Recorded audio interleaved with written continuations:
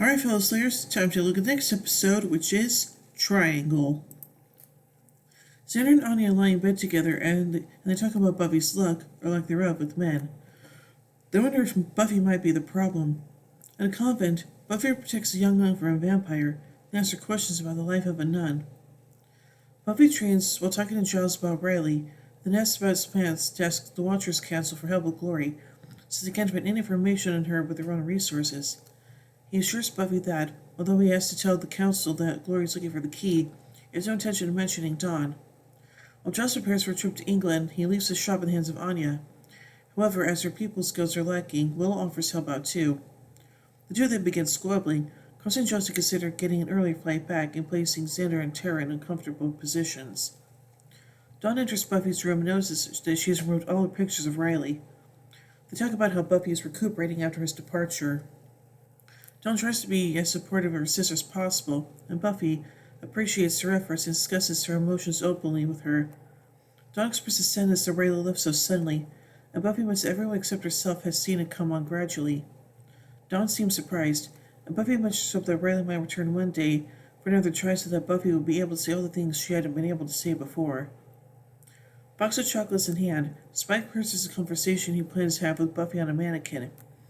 He wants to explain his motivations for showing her Riley's late-night vampire activities, but his temper gets in the way.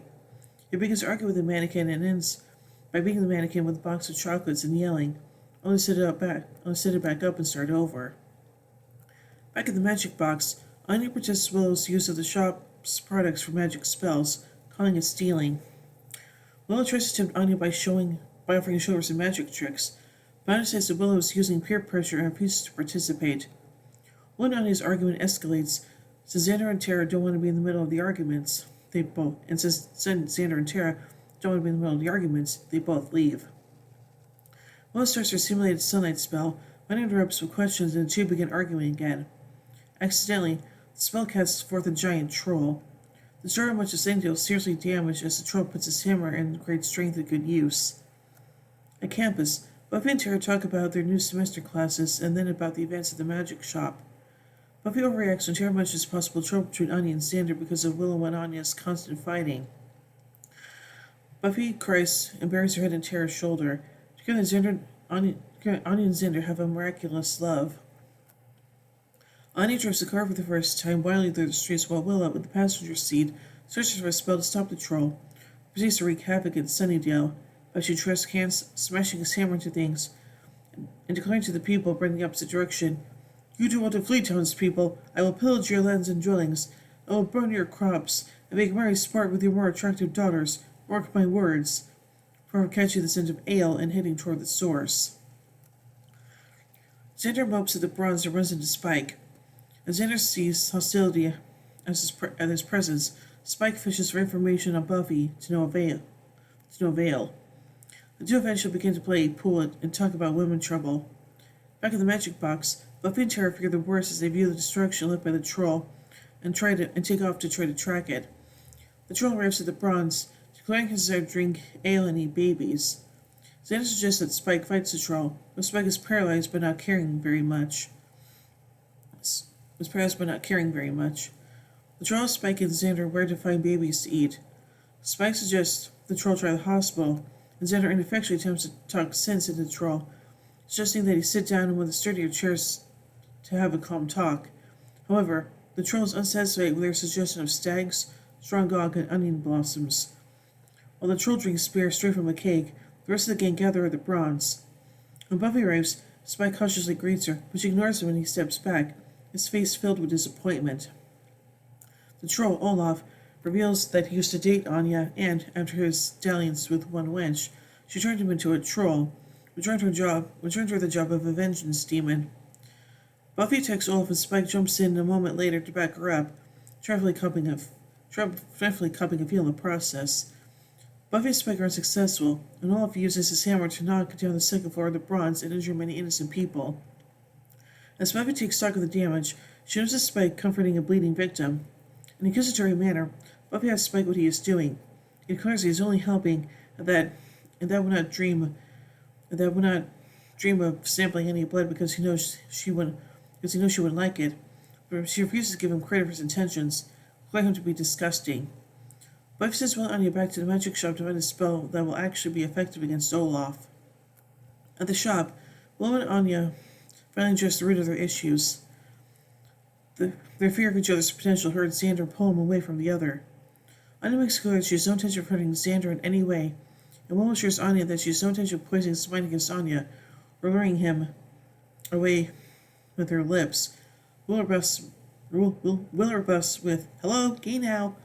Olaf storms into the shop and intends to hurt the girls, but Xander arrives before the two most important women in his life are seriously wounded. The troll beats Xander up badly and tells Xander to choose whether Anya or Willow would die. Xander refuses to choose, proving his loyalty to both girls. But when Olaf decides to kill Xander, Anya offers herself. Buffy arrives and fights with the troll while Willow works on a spell and Anya distracts Olaf with insults. Olaf says that Anya and Xander won't last. Buffy gets incredibly angry and beats the troll into unconsciousness. The troll is sent off to an alternate universe, which is possibly the land of the trolls, but possibly the world without shrimp. Excuse me. When he finally returns, Joss talks to Buffy about the damage to the shop. Joyce joins them and they discuss the fact that the council has no records on Glory. However, Joss mentions there's a chance they may be able to find something based on the information Giles gave. They discuss the key. However, Dawn is eavesdropping and so very concerned when she hears her name mentioned. Dun dun dun. So anyway, let's take a look at some continuity surrounding this episode. After Parson giving a box of chocolates to Buffy, Spike will attempt to gift her for her birthday in Blood Ties when Dawn notices the box is spent from him throwing at the mannequin in the episode. Olaf and Anya reveal the circumstances that made her vengeance demon, which will be seen in flashbacks for the episode Selfless. Buffy has an extravagant concern with the welfare of Xander and Anya's relationship. In Hell's Bells, Shelby admit that they provide a beacon of hope that a person can live in a happy, stable relationship. Excuse me. Buffy has been heartbroken since the last episode with Riley's departure. Anya sees that she's driving for the first time.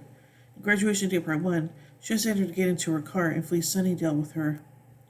Spike first mentions his taste for the onion blossoms at the Bronze, a recurring subject for Spike.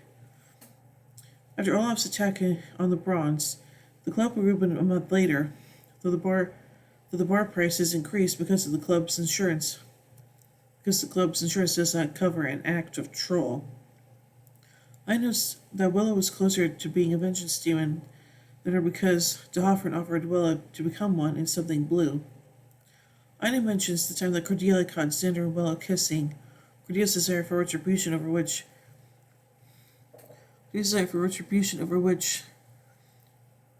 being what brought Anya to Sunnydale in the first place.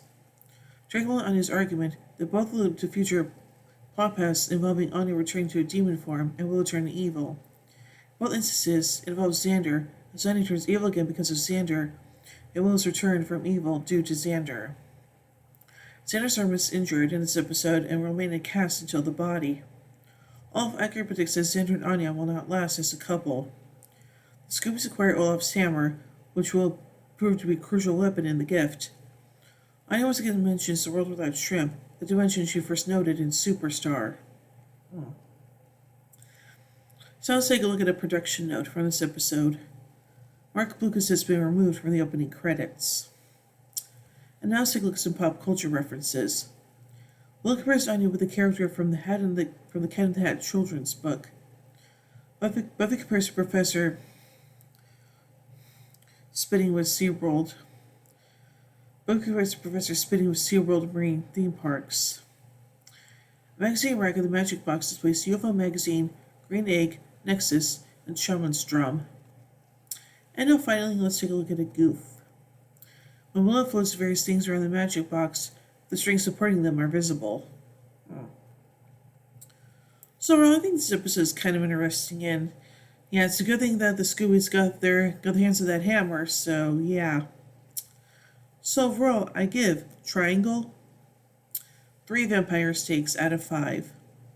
When I tune in next week to the final episode of the day, Checkpoint. So, until then, here endeth the lesson.